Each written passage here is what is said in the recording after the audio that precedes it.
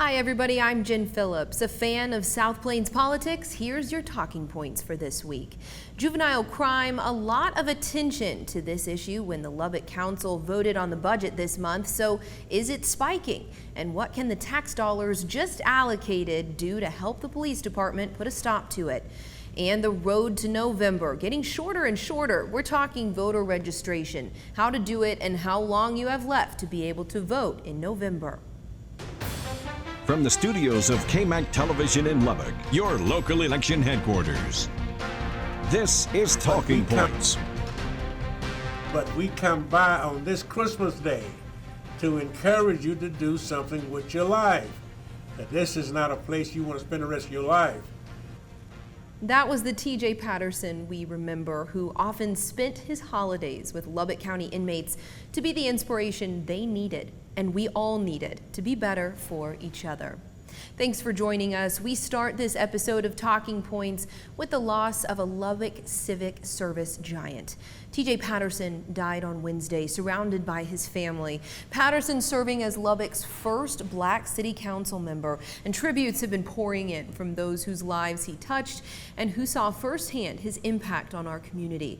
Many stories now reside here for the public, thanks to TJ Patterson's legacy. Those who knew him and saw his impact firsthand have many more stories to tell of the singular West Texas inspiration. Here's KAMC's Ryan Chandler with a look back at his life of purpose. Of your life. As a grateful Lubbock community reflects on the invaluable days of TJ Patterson's life, they remember a pioneer. He was the voice of Black Lubbock. He was the face that was probably more visible on a local television screen as a Black man than any other face. A role model, teacher, activist, veteran, TJ Patterson fought for a Lubbock that did not recognize him. If you were Black, you had to live in a certain locale. You couldn't live no farther west than Avenue G, I believe. Ascending above a rejection from Texas Tech for the color of his skin in 1959 to the city's first Black City Council member 25 years later. And you look how far we've come. We're scattered now. That commitment to service has inspired the leaders that followed. TJ was that team builder for us. He was the one that motivated us, that kept us going in the right direction when we needed to get refocused. TJ was a wonderful person. First time I really met him was when I was running for District 6 back in 2012. And he said to me, he said, "Joy, I like your name."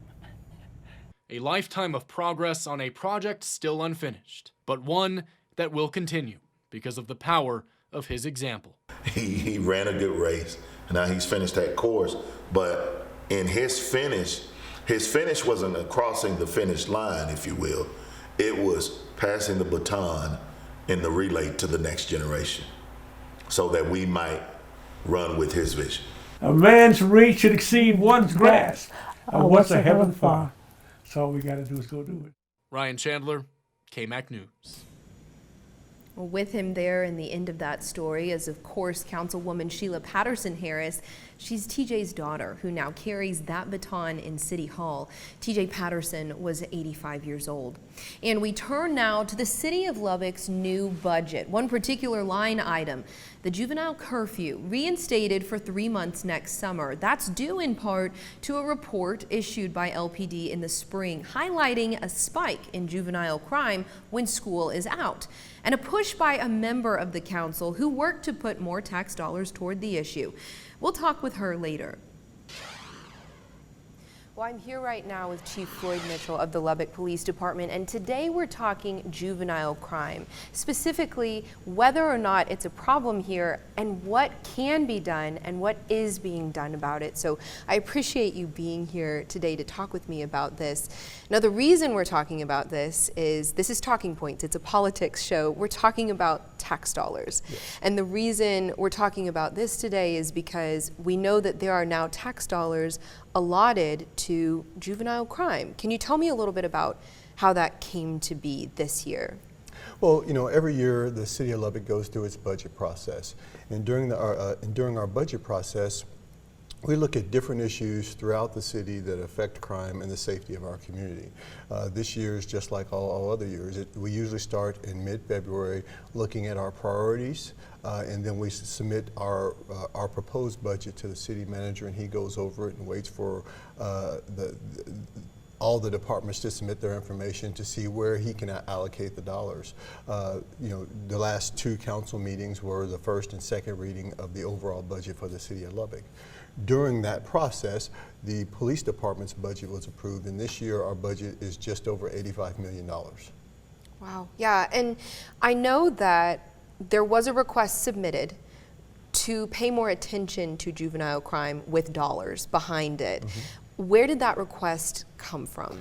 So in February of each year, I generally give a overview of what occurred the prior year. And we put out an annual report, and I'm sure your station has a copy of that, and it's online for anyone who wants to see that. So during that presentation, we talk about the victimization that we see across the city, the crime types and the amount of crime, and really what is our response to that crime. Last year, just like the year before, we saw an increase. And there's a whole bunch of different studies out there as to whether or not that is COVID related. Are we still having the COVID hangover and seeing the increase of crime across the United States? Last year, we did see an increase in, some juvenile crime throughout the city.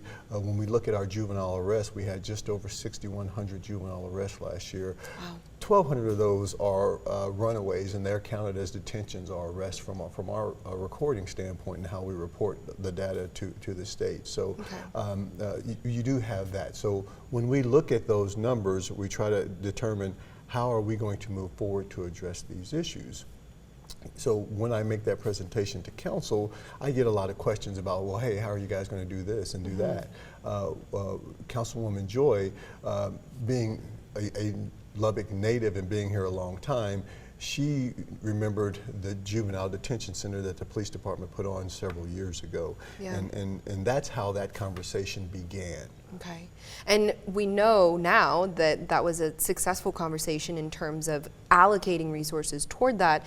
I mean, is this on your list of priorities as something that's glaring you in the face? Is this the thing that you would have chosen to put money toward? Should we be concerned about juvenile crime here? Well, after that council meeting, the city manager asked me to put together a proposal of what that would look like if we opened up the curfew violation center again. So we put a proposal together to do a 3-month study and what that would cost, and that cost was just over $75,000. During the same time, we had a huge spike in the number of vehicular accidents as well as fatalities. So when I had 2 really competing interest in regards to our resources, I made the decision to say, you know what, right now I'd rather put my overtime dollars toward attacking the traffic violations, the speeders, the racers, and those causing the fatalities. So we moved that down on our priority list. So during the budget process, it came up again, and that's what you saw out of the last 2 council meetings. Yeah, so kind of the best of both worlds now. There's resources for both of those. Right, and Councilwoman Joy, we had a conversation, and she wanted me to look at, okay, if we did this, what would it cost, and how could we start it, and when would be the best time to start it? So our crime analysts, always are crunching the numbers, and we know that in the summer months when kids are out of school, we see a spike, and we see a large spike. So the council has allocated an extra $75,000 within the police budget to do this program during June, July, and August of 2023 to see if it truly has an impact on juvenile crime during that time. And after we do that, we'll analyze that information and decide if we're going to make it a year-long program. Okay.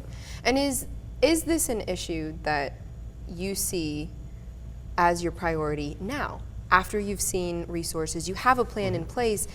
Is this something we should be concerned about, juvenile crime? We're not in the summer months anymore. Right. That's still not a good thing to hear. Right. Well, just like I said earlier, we do have juvenile crime and we have juvenile arrest. When you look at the victimization of some of our juveniles, there is a correlation. So we're trying to protect those kids, by preventing them from being out during these late hours. We need the help of our parents, we need the help of our guardians, we need the help of our neighborhood leaders to help us with these juveniles to get them out of drugs and gangs. Because that's when you look at the victimization of a bunch of our juveniles, they are involved in some type of criminal activity. That makes sense. Is there anything else you need parents to know when they hear this? I would just implore them to know what their kids are doing. I mean, we're talking about 14 and 15-year-olds. We had a 14-year-old that was involved in a shootout over drugs in his apartment. One group of kids, juveniles, were going to rob him of his drugs, and they got into a shootout, and unfortunately, he lost his life. There's, in my mind, there is absolutely no reason for a 14-year-old to be involved in that type of activity and the parents not know or intervene. So I would implore our parents and our community leaders I should say our community leaders, our police officers, we do what we can do, our city does, but our neighborhood leaders to get involved in these kids' lives. Yeah, well, thank you so much for being here today to talk with us about this. Chief Floyd Mitchell. When we come back, Ryan Chandler will join us for an interview with Councilwoman Latrell Joy about her work on juvenile crime and how the new budget and tax rate will impact you.